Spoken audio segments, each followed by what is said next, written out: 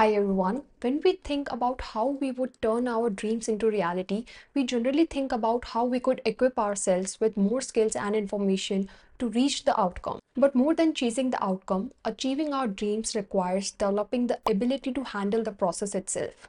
This video is about making you better equipped for the process so you can cover the distance between where you are now and where you want to be. And there are four things you really need to work on along the way. The first one is build a tolerance for delayed results. If you dream big, one thing you really need to work on is your patience threshold.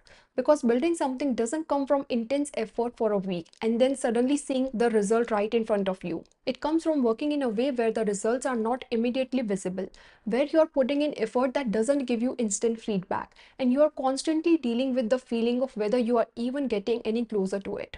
You need to trust the work you're doing and trust that the process is going to teach you whatever you need to learn along the way and move you forward.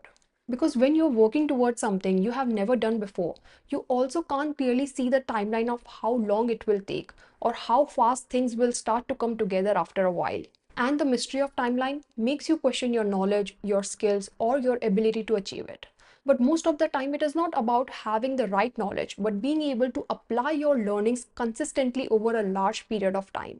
Take James Dyson as an example. When he was developing his bagless vacuum, he didn't know exactly what the final solution was going to look like when he started. He kept developing and testing different versions, and according to the James Dyson Foundation, it took 5 years and 5,127 prototypes before he created the first Dyson bagless vacuum. Imagine what it must have felt like somewhere around prototype 500 or 1000 or 2000. You still didn't have the final product. You still have problems to solve. And you still don't know exactly how many more attempts it is going to take. And that's exactly where the patience threshold becomes important. There is always a hidden number of attempts between where you are and the result you want. The problem is you never know what that number is. And because you don't know it, you need to build the patience to keep going without knowing how close you are. You don't need every attempt to give you a visible result. You need every attempt to teach you something that helps you make the next one better. It's like a woodcutter trying to cut through a thick piece of wood. He hits it once and nothing happens. He hits it again and still nothing happens. He keeps going, and for a while, if you only look at the wood, none of his efforts seems to be getting him the result he wants. But you wouldn't say that the first blow was useless just because it didn't break the wood. It was one of the blows that eventually contributed to breaking it. The same thing can happen when you're working toward your dream. The process itself is not always the problem. The real question is, can you stay in the process long enough for it to work? The next one is trust your vision and don't expect early hype. Imagine you are an architect. You have this amazing building in your head that you know you want to build, and then you unfold your idea to start building it brick by brick. And while you're building it, someone who is simply passing by doesn't have access to the picture in your head. They don't know what you're trying to create. They only see what is physically there. For them, it is just a construction site with a few standing walls. There's nothing particularly impressive about it. And honestly, that is completely fair. They don't live inside your head. They don't have access to the vision you have of the finished building.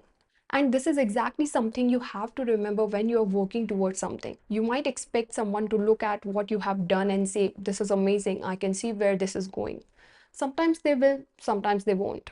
And if you depend on that reaction to feel confident about what you're doing, you can start questioning your own direction every time someone doesn't respond the way you expected. You might think maybe they don't see anything special because there isn't anything special here. Or you might become upset with them because they aren't appreciating what you're trying to build. During those moments, remember, you are the one who has the complete picture. If you're building something that matters to you, you have to be able to continue even when the outside response is quiet. Other people are looking at a work in progress while you are looking at the possibility of what it could become. And this is where I think you need to be comfortable with building quietly for a while. Your job is to know what you're trying to build, keep putting the pieces together, learn along the way, and enjoy the process of seeing that picture in your head slowly become something real. Number third is be friends with failure. Alright, what does it mean? Think about what friendship actually means. A friend is someone whose presence you can be comfortable with. That is the kind of relationship you need to develop with failure.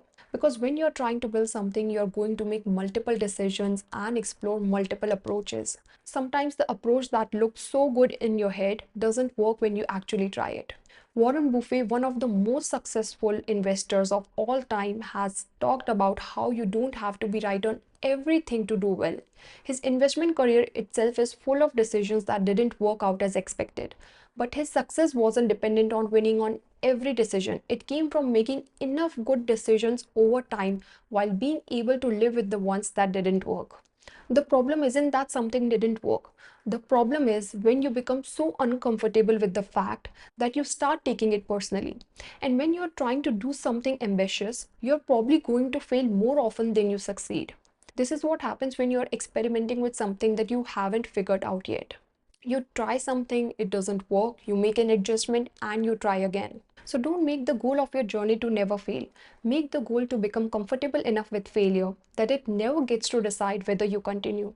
The last one is learn to use monotony to your advantage. Mark Zuckerberg is known for wearing the same plain gray t shirt repeatedly, and the idea behind is to avoid spending unnecessary mental energy on small decisions. Tim Cook has also talked about having a very consistent morning routine, and I personally ate the same breakfast for almost 2 straight months. Now, eating the same breakfast every morning might sound boring, but that was actually the point. I didn't have to wake up every day and start thinking, what do I want to eat today? Should I make this? How much time would it take me to make it? Do I have all the ingredients I need? I had cut out all these minor decisions by making one thing constant. Imagine your morning from 6 a.m. to 11 a.m. Within those 5 hours, you might have already decided what you're going to wear, what you're going to eat, when you're going to exercise, when you're going to start working, and 100 other small things. But if you have to make them again and again every single day, you're constantly using some amount of your attention and energy to answer questions that could have already been settled. You feel exhausted when the only things you have actually decided are breakfast and what to wear. This is where I think monotony can actually be useful. If, let's say, your routine decisions till 11 a.m. are already sorted, it gives you the ability to give your attention to one thing without constantly being interrupted. Because now, if you are sitting down to work on something that actually requires your thinking, you're not simultaneously thinking about what you're going to eat, what you're going to wear, or what you need to do next. And finally, you can use this calm mental energy and undivided attention wherever you need it. So don't think of monotony as boredom. It becomes very useful once you know how to use it in your favor. Of course, you don't need to make your entire life repetitive. It could simply be certain time slots or certain things where you don't want to spend 20 minutes or unnecessary mental energy every single day.